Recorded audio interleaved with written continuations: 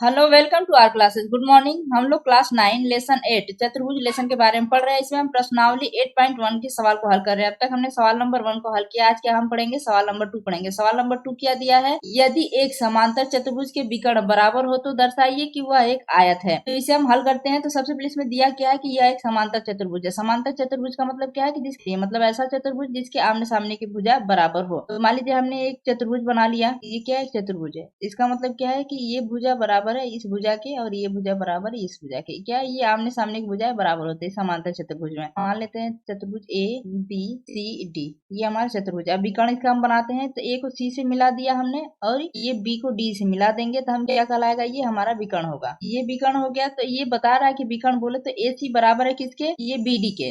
दिया है, सवाल में दिया है ये। और सिद्ध करने के लिए क्या कह रहा है कि दर्शाइए कि यह एक आयत है। हमें बताना है कि एक आयत है। सेम डिफिनेशन यही होता है आयत में कि वह चतुर्भुज जिसकी जो आम सम्मुख भुजा या आमने सामने की भुजा बराबर होती है, लेकिन इसके प्रत्येक कोण क्या होते हैं? 90 डिग्री के होते हैं आयत में। अगर हम इसके कोण को सिद्ध कर देते हैं कि इसके जो कोण है सभी क्या है 90 डिग्री के हो जाए, तो हम कह सकते हैं कि हमारा जो चतुर्भुज है ये आयत है। तो हमें सिद्ध क्या करना है कि हमें किसी तरह से सिद्ध कर देना है कि इनके जो कोण है ये क्या होने चाहिए? 90 डिग्री के होने चाहिए। तो हम पहले इसमें लिखते हैं क्या कि दिया है। क्या दिया है इसमें? हम लिखते हैं दिया है ए बी सी डी एक समांतर चतुर्भुज है। और क्या दिया? इनके विकर्ण बराबर है। मतलब कि हम ए सी बराबर बी डी लिख सकते हैं। ए सी बराबर है किसके? बी डी के। ये क्या है? ये विकर्ण है। अब हमें सिद्ध क्या करना है? हमें सिद्ध करना है कि ए बी सी डी एक आयत है। इसमें से दो त्रिभुज उठाते हैं, उससे सर्वांगसम करते हैं। अगर सर्वांगसम कर देंगे तो उनकी संगत भुजा और संगत कोण बराबर हो जाएंगे। तो सबसे पहले इसमें से हम दो त्रिभुज लेते हैं। इसमें से देखिए दो त्रिभुज उठाते हैं। त्रिभुज ये, इसमें से ए बी ये डी, एक त्रिभुज हमने ले लिया। उसके बाद यहाँ पर कर देंगे ए बी सी, मतलब कि ए बी डी ये त्रिभुज और उसके बाद ए बी सी ये त्रिभुज। ये दो त्रिभुज हम ले लेते हैं। इसे क्या करेंगे? हम सर्वांगसम कर लेंगे। सर्वांगसम कर लेंगे तो इसके संगत भाग बराबर हो जाएंगे, जिससे कि हम अपने सवाल को आसानी से लगा सकेंगे। त्रिभुज ए बी डी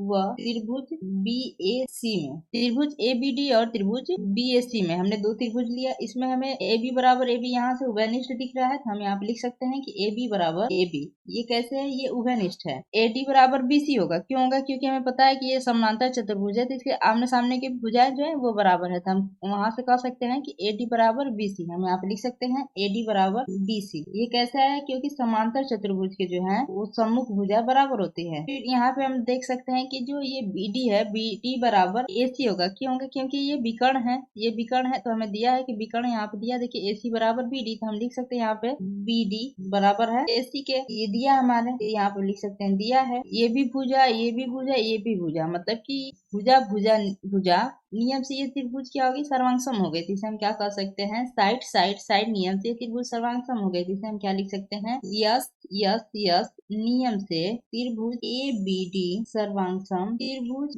बी ए सी। अब ये त्रिभुज सर्वांगसम हो गई तो हम कह सकते हैं कि कोण ए बराबर कोण बी। तो हम यहाँ पे लिख सकते हैं कि कोण ए बराबर कोण बी। ये कैसा है? सीपीसीटी से। इसको हम कह दे रहे हैं समीकरण नंबर 1। देखिए हम यहाँ पे हम कह सकते हैं कि जो कोण ए प्लस कोण बी बराबर क्या होगा? 180 डिग्री होगा। कैसे होगा? क्योंकि हमें पता है कि जब दो समांतर रेखाओं को एक रेखा प्रतिच्छेद करती है तो उसके एक ही ओर बने अंतर कोणों का योग जो होता है 180 डिग्री होता है। तो देखिए ये हमारे पास दो रेखा है, एक एडी रेखा है, एक एडी रेखा। देखिए ये होगी हमारी एक एडी रेखा, ये हो गई एक बीसी रेखा। दो रेखा, एक इसे बीच की रेखा ये प्रतिच्छेद कर रही है। तो इसके जो एक साइड बने अंतर कोण, यहाँ पे हम कह सकते हैं कि कोण ए प्लस कोण बी बराबर 180 डिग्री। ये कैसे आया? ये अंतः कोण से आया। और हम यहाँ पे लिख सकते हैं जो एडी भुजा है ये समानांतर है किसके? बीसी भुजा के। अब देखिए यहाँ से हम समझ सकते हैं कि कोण ए बराबर है कोण बी के, तो हम कोण बी के जगह पे कोण ए लिख सकते हैं। समीकरण 1 से हम कह सकते हैं। तो इसको हम यहाँ पे करेंगे कोण ए प्लस कोण ए। कोण बी के जगह पे हमने कोण ए लिख दिया, क्योंकि यहाँ से हमने सिद्ध किया है कि कोण ए बराबर है कोण बी। तो कोण बी के जगह पे हम कोण ए लिख सकते हैं। फिर बराबर कर देंगे 180 डिग्री। अब यहाँ पे कर देंगे 2 कोण ए बराबर 180 डिग्री। कोण ए बराबर हो जाएगा 180 डिग्री बटे में 2।